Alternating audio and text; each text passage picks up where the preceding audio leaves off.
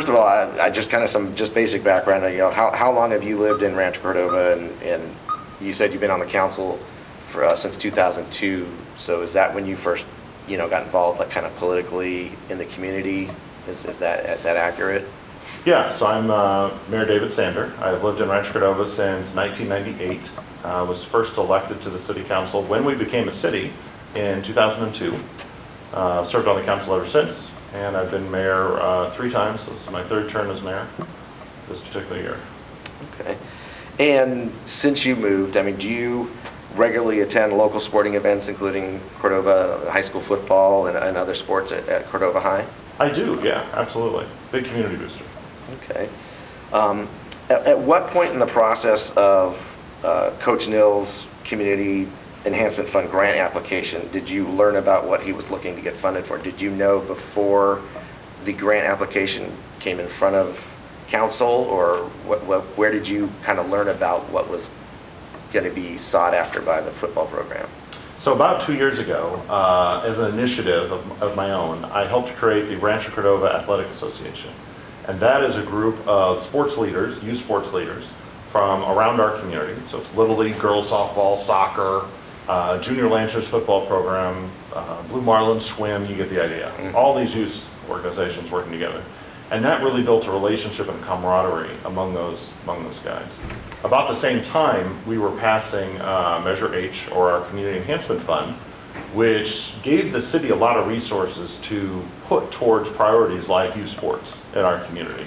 And so what really happened was these 2 things came together. Resources are available, we're building this great youth sports infrastructure, we're looking for opportunities to make our sports bigger, better, to make our kids play safer on better facilities with better coaching. All of these things are in the mix, and we're pursuing a whole bunch of them at the same time. Into that milieu comes Coach Nill's idea of, hey, there are these new helmets, and I'm losing some players because parents don't want them to play football. They think it's too dangerous. What if the city was able to fund an improved helmet that allowed me to train the kids to a higher standard and allowed them to play safer? And from my point of view, that was a win-win. We were able to help a historically awesome sports program and football program at Cordova High, a school that arguably has probably one of the best sports legacies in the state of California. We're able to help that program at the same time contribute something really positive towards sports, and football in particular, that hasn't been done before.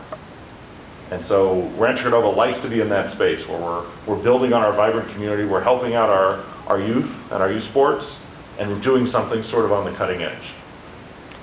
Okay, and can you tell us a little bit of just the background as far as how are the process for where the funds are going to go to, and whether it be town hall meetings, and how that was established, where if someone says, hey, all this money's going to football, why is it going to football? Tell us about those meetings and how it was established, what the priorities were for the funding and for the grants. Sure. So Measure H was passed in 2014. It generates something around $7 million a year in revenue. And that can be spent on anything that the city has been doing or theoretically could do. So it's wide open. Our goal was to set that money aside away from our general fund so it wouldn't get sucked up into just the same old sort of boring government overhead stuff. We wanted to really make a difference with this funding if it was available. And the reason we even thought about seeking this from the voters in the beginning was, you see cutbacks on the state, cutbacks on the federal government. Really, it's leaving local governments like the city of Rancho Cordova holding the bag to fill in all sorts of gaps, whether it's infrastructure, public safety, education, across the board.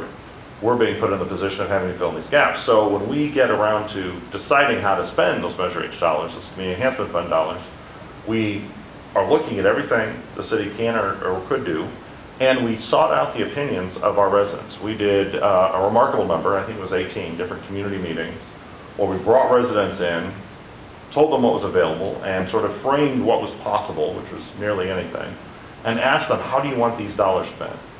And from that, it was sort of like an intensive poll of our population. And there were big themes that jumped out of that. Youth was one of them.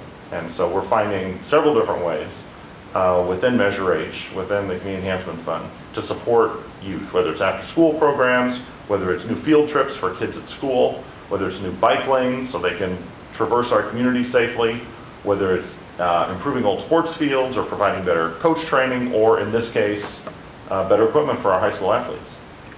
What to you is the significance of Rancho Cordova being the first municipality to fully fund the purchase of helmets for, an entire high school football program? Well, the challenge is very few programs could afford that level of investment. Even in the most high-profile programs, and Cordova's been in that high-profile situation, we recognize the benefits of it. But even in that situation, it's difficult to pull off what we pulled off. And so we just wanted the opportunity to provide the best for our athletes, and frankly, make Cordova that much more attractive for student athletes. When you're not at the top of the heap, you can bleed athletes to another community.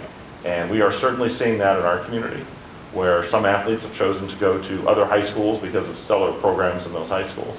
This is an opportunity to make them think twice about the level of support they're getting, because the grant for Cordova High football is not just about the helmets. The helmets are probably the most exciting part of it, but beyond that, we've engaged year-round training. We have a trainer available at all times. They get nutritional support. It is a end-to-end football enhancement program. Okay. What do you, I guess, kind of hope to see as the end benefit or result of community and city funds going to the football program when the 3-year period is over and completed, the money is spent? Where would you like to see things, kind of at that point as the kind of end result of this particular funding? Well, that is a great question, because that is always where we should have our eye on the ball, that long-term goal. So long-term goals are pretty easy.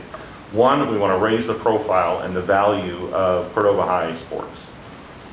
We've got that enormous legacy to build on, and we are in a rebuilding period, and this is one of the tools that allows us to take that next step. So that's sort of the easy thing. Next level, we want our athletes to feel more confident and to be more skilled in how they play. We recognize that athletics is a huge training field for real life, not just sports going on in their life. And we want to give them every opportunity to gain every bit of insight and experience they can from those experiences. And so if we can provide better equipment that allows them to do that, so much the better. That's the second win. The third win is people are going to look at Rancho Cordova and say, wow, look at what they're doing down there. Isn't that cool? Hopefully, not only can we sort of inspire the region as to what's possible with youth sports, but we're actually helping football, the great American sport, with this particular effort. So we see, at least 4 big wins in this long term. Municipalities follow suit, and do you think that's an important thing for other cities to look at as well? Sure. Well, in making a decision to fund a program the way we did at Cordova High School with the Lancers, I think other municipalities or school districts or even parental booster clubs really have to sort of examine their core priorities. All too often, particularly on the education side, local government debates are about the adults in education. It should be about the kids. And in this case, the kids' safety. That ought to be a preeminent consideration to any kind of debate about this. So if that's important to you, and if it's important to a community that you have those big football games on a Friday or Saturday night that bring people together, or any other sport, it doesn't have to be football, but football typically is the highest attendance sport. If those sort of things are important, then a community needs to provide the appropriate equipment, the appropriate setting, the appropriate facilities for those athletes to be really successful and for that community to be successful around it. We certainly pursue all of our youth sports support in Rancho Cordova with the idea that we want to provide the best for those kids. But there are other goals there too. Getting those parents to meet each other on the sidelines, or in our society now, you might drive home, park the car in the garage, close that garage door, have your air conditioner on, watch the TV. You don't even know who lives next door to you. But if you got to go to a youth sports game and talk to other parents who you're going to have something in common with on the sidelines, that builds community. And that is probably the most important part of our fundamental democracy in this country. And if we're doing something to promote that along with sports, it all fits together. It makes for a wonderful community, and I think that's our responsibility as local government leaders. Excellent. Couldn't have said any better. Well, it was nice you giving us the opportunity to come and do an interview. Sure. I appreciate it. No problem. It's fantastic on this beautiful day. Yeah, Not exactly not a Chamber of Commerce day out there, right? right. Yeah, we've done some other interviews on this story out on the football field. Right, Players running around. Those are a lot of fun too.